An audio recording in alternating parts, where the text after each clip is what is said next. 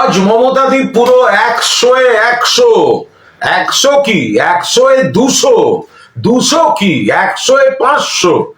কোন মুখ্যমন্ত্রী নিজের রাজ্যের মানুষের অধিকার রক্ষায় সুপ্রিম কোর্টে সওয়াল, এবং শুধু সওয়াল নয়, আজ মমতা বন্দ্যোপাধ্যায় মাননীয় মুখ্যমন্ত্রী যা যা পয়েন্ট তুলেছেন, সুপ্রিম কোর্ট সেগুলির মান্যতা দিয়েছেন, গুরুত্ব স্বীকার করেছেন, হস্তক্ষেপ করেছেন, ইলেকশন কমিশনকে নোটিশ ধরিয়েছেন।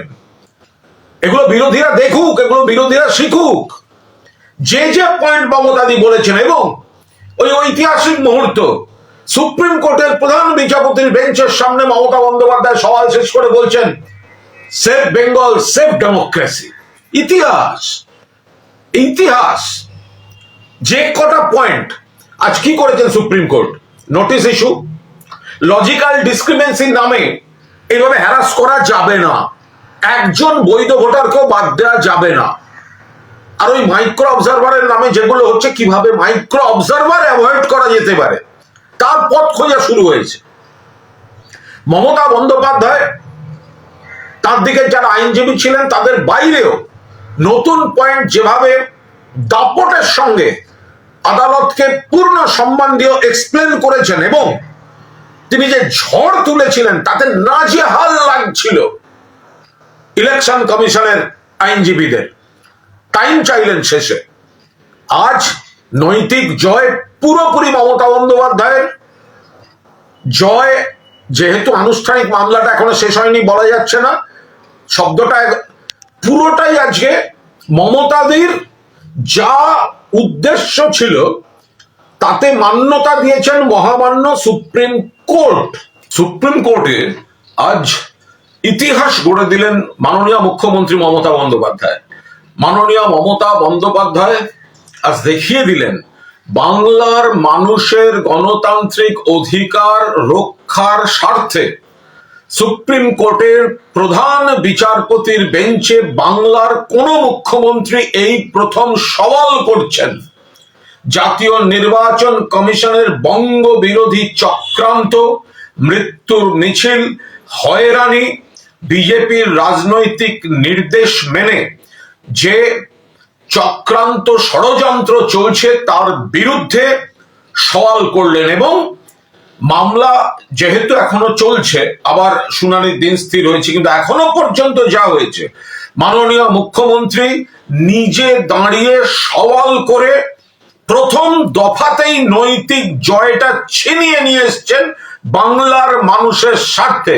সুপ্রিম কোর্ট অনুভব করেছে যে লজিক্যাল ডিসক্রিপেন্সির নাম করে অত্যাচার হচ্ছে, নোটিশ ইস্যু হয়েছে, এই মাইক্রো অবজারভার কিভাবে অ্যাভয়েড করা যায় তার পথ খোঁজা শুরু হয়েছে। এবং নির্বাচন কমিশন আজ কার্যত মমতা বন্দ্যোপাধ্যায় ঝড়ের মুখে লেজে গোবরে হয়েছে। এবং প্রধান বিচারপতি মহামান্য সুপ্রিম কোর্টের তিনি যেভাবে নির্বাচন কমিশনকেও যে যে পর্যবেক্ষণ এবং নির্দেশ দিয়েছেন তা কার্যত মমতা বন্দ্যোপাধ্যায় এবং তৃণমূল কংগ্রেস বা রাজ্য সরকার যা যা অভিযোগ তুলেছেন সেগুলিতে মান্যতা দিয়েছে সুপ্রিম কোর্ট। এর আগে একবার মান্যতা দিয়েছিল।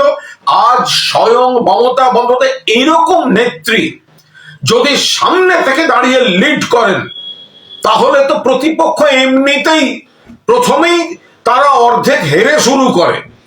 যা যা বলেছিলেন মমতা বন্দ্যোপাধ্যায়, যে যে পয়েন্টে মমতা বন্দ্যোপাধ্যায়ের পৃষ্ঠপোষকতায়, নির্দেশের, পরিকল্পনায় আমাদের আইনজীবীরা সেগুলো বলেছেন, এবং তাতে নতুন পয়েন্ট যোগ করে একেবারে ব্যাখ্যা করে বিচারপতিদের সেগুলো বুঝিয়ে দিয়েছেন মমতা বন্দ্যোপাধ্যায়। ফলে যে সমস্যাগুলো নির্বাচন কমিশন তৈরি করছে সেগুলো যাতে না হয় সুপ্রিম কোর্ট হস্তক্ষেপ করলো মমতা বন্দ্যোপাধ্যায়ের। দর্শক, শুনছিলাম কুণাল ঘোষ যে নাকি ওই সারা ধর্মান্তর টাকা এদিক ওদিক করেছিল, জেল খেটেছিল কুণাল ঘোষ। আমরা ফলে বলতে পারি জেল খাটা আসামি কুণাল ঘোষ এ সমস্ত ভাষণবাজি করছিলেন। আমরা দেখছিলাম, দেখে আমাদের খুব একটা ভালো লাগেনি, কারণ যারা মুখ দিয়ে কথা বেরোচ্ছে ইনি এখন তৃণমূলের ওই মুখপাত্র, তৃণমূলের এখন মুখপাত্রই কুণাল ঘোষ। এ সমস্ত বড় বড় কথা বলছে, বাংলাকে বাঁচাতে চলে গেছে সুপ্রিম কোর্টে, মামলা করেছে, তার মামলার সামনে, তার সওয়াল জবাবের সামনে ইলেকশন কমিশন নির্যাত মোটামুটি লজ্জায় পড়ে গিয়েছে, বিচারপতি তাকে বাধ্য হয়েছে রায় দিতে আর কি, ওই এসআইআর প্রসঙ্গে মামলা কি করেছিলেন। কিন্তু কুণাল সাহেব, আপনার হয়তো জানা নেই, আপনি হয়তো ভুলে গিয়েছেন, আপনি নেত্রীর বিরুদ্ধে আপনি মুখ খুলেছিলেন যখন আপনি জেল খাটেন, যখন আপনি সারদা টাকার হিসাব দিতে পারেননি, সেই হিসেবে জড়িয়েছিলেন, আপনার নেত্রী, আপনার দল আপনাকে জেলে দিয়েছিল, আপনি জেল খাটা আসামি। ফলে জেল খাটা একটা মানে আসামি কি বক্তব্য দেয়, বাংলার মানুষ সেটা মেনে নেবে? ফলে এই বক্তব্য তিনি দিয়েছেন, আমি শুনছিলাম নেত্রীর সামনে কি কথা বলতে পারে এসআইআর প্রসঙ্গে। এসআইআরটা বাংলায় কে করেছিল?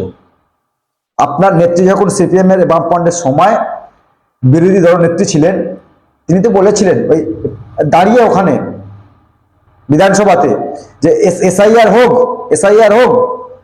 এনআরসি হোক, বাংলাদেশ থেকে অনুপ্রবেশকারী ঢুকে পড়ছে, ফলে সিপিএম নাকি তাদেরকে কবজা করে এই সিপিএম এর ভোট ব্যাংকটা বাড়াচ্ছে। আপনার নেতৃত্ব বলেছিলেন, আর দাঁড়িয়ে বলেছে এসআইআর করতে দেবো না। বিজেপি কি বলেছে? এই বিজেপি সরকার, কেন্দ্রীয় সরকার বলেছে যে একটাও বৈধ ভোটারের নাম বাদ যাবে, বিজেপি সরকার বলেছে। নিশ্চয়ই আপনারা প্রশ্ন করবেন, বিজেপি সরকার কিন্তু এখন একবারও বলেনি, বাংলা যারা নেতৃত্ব রয়েছে তারা কিন্তু ফলে একবারও বলেনি যে বৈধ সরকার রয়েছে, যে বৈধ ভোটারের নাম বাদ দিতে হবে। ফলে একবারও কিন্তু এখনো পর্যন্ত কিন্তু ফলে বলেনি। তো তো আপনি বলছেন আমরা বৈধ ভোটারের নাম বাদ দেবো না, তার জন্য মুখ্যমন্ত্রী সুপ্রিম কোর্টে গিয়ে লড়াই করছে। বাহ, নাটকটা ভালোই সাজিয়েছেন।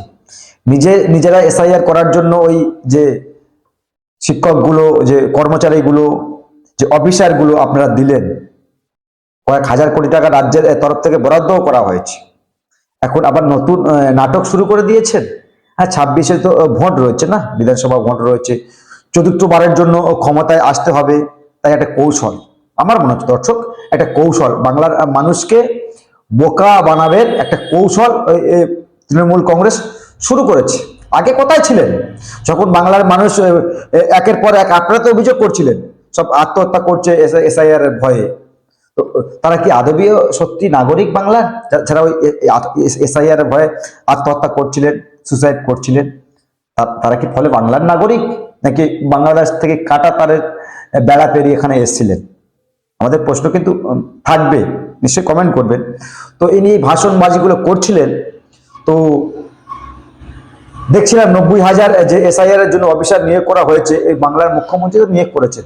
আবার নতুন করে কত নাটক আর দেখবো আমরা, মানে কত নাটক বাংলার মানুষ ফলে দেখবে। এই কুণাল ঘোষ কি বলেছিলেন নেত্রীর বিরুদ্ধে?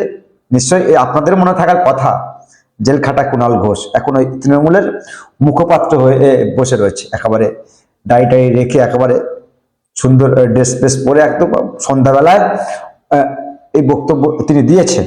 ফলে আমাদের প্রশ্ন কিন্তু একটা থাকবে যে কুণাল সাহেব, আপনি যে কথাগুলো বলছেন বৈধ নাগরিকের একটাও নাম বাদ যেতে দেবে না, বাংলার প্রথমে মুখ্যমন্ত্রী সুপ্রিম কোর্টে গিয়ে কেস করেছেন। আরে এই এসআইআর এর জন্য তো নওশাদ সিদ্দিকী আইএসএফ বিধায়ক, তিনি তো আপনার নেত্রীর আগে কেস করেছিলেন, সেটাকে নিয়ে আপনারা অনেক কথা বলবেন। আমাদের বক্তব্য এনার মুখে না এসব কথা মানায় না। হ্যাঁ, বাংলার মানুষের জন্য কেস করে, নতুন করে কৌশল, কারণ চতুর্থবারের জন্য ক্ষমতায় আসতে হবে তৃণমূল সরকারকে। তাই এই সমস্ত কৌশল আসলে বাংলার মানুষের ভালোর জন্য না, উনি ওখানে যায়নি, উনি গিয়েছিলেন সুপ্রিম কোর্টে এই বাংলার মানুষের ভালোর জন্য যায়নি, তাতে করে ভোটটা পায়, সেই কারণে নতুন একটা কৌশল খুঁজছিলেন। আর অনেক কিছু বলেছেন, এনার কথা তো আমার একদমই মোটে ভালো লাগেনি। আর অনেক কথা বলেছেন, বলছে 100% না 200% না 300%, হয় নাকি ওরকম?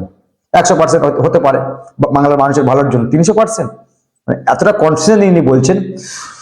দর্শক, নতুন কৌশল শুরু করেছে তৃণমূল কংগ্রেস, মানুষের একটা মনের জায়গা করে নেওয়ার একটা চিন্তা ভাবনা তারা করছেন। আদবি বাংলার মানুষ তাদেরকে কিভাবে কি চোখে দেখছেন, বাংলার মানুষ তো নির্বাচনে বিচার করবেন। দর্শক, আপনারাও বিচার করুন, কমেন্ট বক্সে কমেন্ট করুন, আর চোখ রাখুন আমাদের চ্যানেলে।